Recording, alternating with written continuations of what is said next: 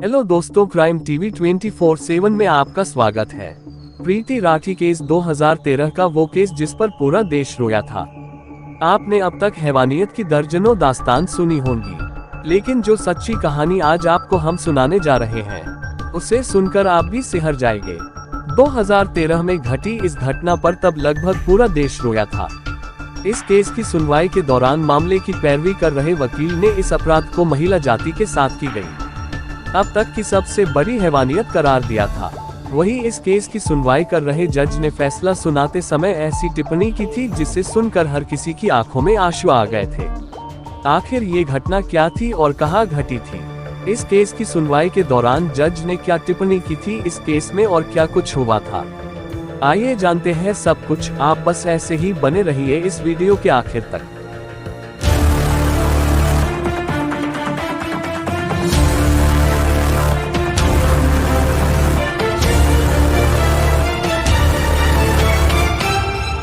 बात 1 मई 2013 की है, जब उस शाम 3:40 पर हजरत निजामुद्दीन रेलवे स्टेशन से एक ट्रेन मुंबई के लिए रवाना होती है।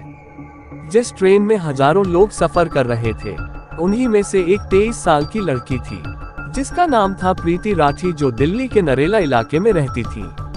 प्रीति बचपन से ही पढ़ने में बहुत तेज थी, इसीलिए उसकी जॉब नौसेना में एक नर्स के बतौर होती है और वो इसी जॉब को ज्वाइन करने के लिए मुंबई जा रही थी। प्रीति के साथ उसके पापा और उसकी मौसी भी थी और वो इस बात से बिल्कुल अनजान थी कि उसी डिब्बे में कोई और शख्स भी है जो अपना चेहरा छुपाकर इन तीनों पे नजर रखे हुआ था। रात के समय जब प्रीति एक बार बाथरूम गई तो उस शख्स ने कुछ करना चाहा, लेकिन इतनी भीड़ होने के कारण वो कुछ कर नहीं पाया और अगले दिन सुबह 8 बजे वो ट्रेन मुंबई पहुंचती है और प्रीति बहुत ही खुश थी क्योंकि वो पहली बार मुंबई शहर आई थी। लेकिन बेचारी प्रीति को कहाँ पता था कि उसके हंसते हुए चेहरे पर उदासी छाने वाली है। ट्रेन बांद्रा स्टेशन पर रुकी हुई थी और सभी लोग अपना अपना सामान लेकर उतर रहे थे। प्रीति और उसके पापा और मौसी भी नीचे उतरकर पैदल जाने लगे। प्रीति इस नए शहर में आकर बहुत खुश थी और वो अपने पापा और मौसी के पीछे पीछे ही जा रही थी कि अचानक से किसी ने उसके कंधे पर हाथ रखा। प्रीति ने जैसे ही पलटकर पीछे देखा तो एक आदमी कपड़े से अपने चेहरे को ढके हुए खड़ा था और उसके पास च्यवनप्राश का एक बड़ा डब्बा भी था। अब इससे पहले कि प्रीति कुछ समझ पाती, इतने में वो नकाबपोश लड़का च्यवनप्राश का डब्बा खोलता है और अगले ही पल उस डब्बे में से कुछ प्रीति के चेहरे की तरफ फेंकता है और उसके छींटे उसके पापा, मौसी और आसपास खड़े लोगों पर भी पड़ते हैं। धीरे धीरे वो पदार्थ प्रीति के चेहरे और पूरे बदन पर फैल गया और इतने में वो नकाबपोश लड़का भी वहां से भाग चुका था और तभी अचानक से प्रीति को बहुत ही जलन होने लगती है। वो चीखने चिल्लाने लगती है और फिर उसको पास के ही हॉस्पिटल में भर्ती कराया जाता है। डॉक्टरों द्वारा चेक करने के बाद यह बताया जाता है कि वो पदार्थ कोई और पदार्थ नहीं बल्कि वो तेजाब था। प्रीति की दोनों आंखें पूरी तरह जल चुकी थी तथा पूरा बदन भी जल चुका था। प्रीति जब होश में आई तो बार बार डॉक्टर से बस यही पूछ रही थी कि मेरे साथ हुआ क्या है और मेरी आंखें क्यों नहीं खुल रही है। तो डॉक्टर उसे सिर्फ इतना कहते हैं कि बहुत ही जल्द तुम ठीक हो जाओगी। और अब तक ये न्यूज़ पूरे देश में आग की तरह फैल गई थी और पुलिस उस लड़के की तलाश में जुट जाती है। प्रीति से जब पूछा जाता है कि वो लड़का कौन था, तो प्रीति लड़खड़ाते हुए आवाज में कहती है कि वो सही से उसे देख नहीं पाए क्योंकि उस लड़के ने अपना चेहरा कपड़े से ढका हुआ था। प्रीति की हालत बहुत ज्यादा खराब हो गई थी और उसके अंदर के सभी पार्ट काम करना बंद कर चुके थे। प्रीति को मुंबई में ही अलग अलग हॉस्पिटल में भर्ती कराया जा रहा था और जब एक बार प्रीति से कुछ भी नहीं बोला जा रहा था तो उसने अपने पापा से इशारे में एक पेन और कागज मांगा और उसने उस कागज पे ये लिखा कि मैं अपने मौसी के पीछे पीछे चल रही थी। तभी किसी ने मुझ पर कुछ फेंका तो मुझे जलन महसूस हुई। मैं उसे देख नहीं पाई कि वह गोरा था या काला। मैं तड़प रही थी। मौसी मेरे साथ न होती तो मैं मर जाती और मैंने इस नौकरी के लिए बहुत तैयारी करी थी, लेकिन शायद यह नौकरी अब चली गई है। मेरी आंखें नहीं खुल रही। मेरे चेहरे से ये प्लास्टर कब हटेगा? मुझे अपने बहन भाई तालू और निक्की की सिक्योरिटी करवानी है। फिर प्रीति रोते हुए लिखती है कि आखिर मैंने किसी का क्या बिगाड़ा था और इसके बाद 1 महीने तक प्रीति का इलाज चलता रहा और फिर 1 जून 2013 को उसकी मौत हो जाती है। और उधर पुलिस अपना काम जोरों शोरों से कर रही थी। पुलिस को रेलवे स्टेशन पर एक सीसीटीवी फुटेज भी मिलता है, जिसमें एक आदमी बहुत तेजी से भाग रहा था, जिस पर पुलिस को शक हुआ, लेकिन 2013 के कैमरे इतने एडवांस नहीं थे कि वो उस आदमी की पहचान कर पाए। कई महीने बीत गए, लेकिन पुलिस के पास कोई पुख्ता सबूत हाथ नहीं लगता। और जब जनता का आक्रोश बढ़ जाता है तो इस केस को मुंबई के क्राइम ब्रांच को सौंप दिया जाता है। और जब क्राइम ब्रांच की टीम दिल्ली के नरेला इलाके में पहुंचती है तो पुलिस उसके घर की जांच करती है। प्रीति के घर के आसपास रहने वाले लोगों से भी पूछताछ होती है, लेकिन उनको वहां पे कुछ भी नहीं मिलता। जब पुलिस वाले प्रीति के घर के बाहर खड़े थे तभी प्रीति के घर के सामने एक 23 साल का लड़का खड़ा था, जिसका नाम अंकुर पवार था। उससे पुलिस वाले पूछताछ करने के लिए उसके पास जाते हैं। अंकुर से पूछताछ के दौरान अंकुर की जुबान लड़खड़ा रही थी और अंकुर अपने स्टेटमेंट में कुछ गड़बड़ कर रहा था। इस वजह से पुलिस वालों को अंकुर के ऊपर शक होने लगता है।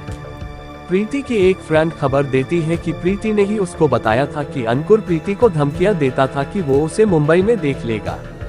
और इसी बात के साथ पुलिस वालों का शक भी सही निकला। पुलिस वाले जैसे ही अंकुर की कॉल डिटेल निकलवाते हैं तो पता चलता है कि उस दिन अंकुर भी मुंबई में ही था। बस फिर क्या था ये पता चलते ही पुलिस अंकुर को गिरफ्तार कर लेती है। उसके बाद पुलिस वाले अंकुर से पूछताछ करते हैं, लेकिन अंकुर कुछ भी नहीं बताता। पुलिस वाले उससे अपने तरीके से पूछते हैं। उसके बाद अंकुर वो सारी सच्चाई उगल देता है। अंकुर पुलिस वालों को ये बताता है कि प्रीति ने उससे शादी करने से मना कर दिया था, इसलिए उसने उसके ऊपर तेजाब फेंका था। और अंकुर की ये जिद थी कि वो प्रीति से ही शादी करेगा। और इसके साथ एक और कारण भी जोड़ा जाता था कि प्रीति पढ़ाई में बहुत तेज और होशियार थी और इसी कारण उसकी अच्छी जॉब भी लगी थी। लेकिन अंकुर प्रीति की तरक्की को देख के जल उठा था और इसी जलन के चलते हुए उसने ऐसा काम किया था। इसके बाद सभी पुख्ता सबूतों को जमा करने के बाद इस केस में अंकुर पवार को मुख्य आरोपी बनाते हुए चार्जशीट फाइल की जाती है और मामले की सुनवाई special city civil and session court greater Mumbai में शुरू होती है। ये जानकर आपका खून खौल जाएगा कि जब अंकुर को सुनवाई के लिए कोर्ट में लाया जाता है तो वो अक्सर मुस्कुराते हुए आता है। कई बार वो मुस्कुराते हुए विक्ट्री साइन भी दिखाता था। कोर्ट में सुनवाई के दौरान पुलिस की ओर से कुल 37 गवाह पेश किए जाते हैं। सभी सबूतों और गवाहों को देखने के बाद आखिरकार स्पेशल कोर्ट द्वारा प्रीति राठी के अपराधी अंकुर को आईपीसी की धारा 302 और धारा 326 बी के तहत दोषी पाते हुए मौत की सजा सुनाई जाती है और 5,000 का जुर्माना भी लगाती है। ये भारत के इतिहास में पहली बार हुआ था जब किसी एसिड अटैकर को फांसी की सजा सुनाई गई थी।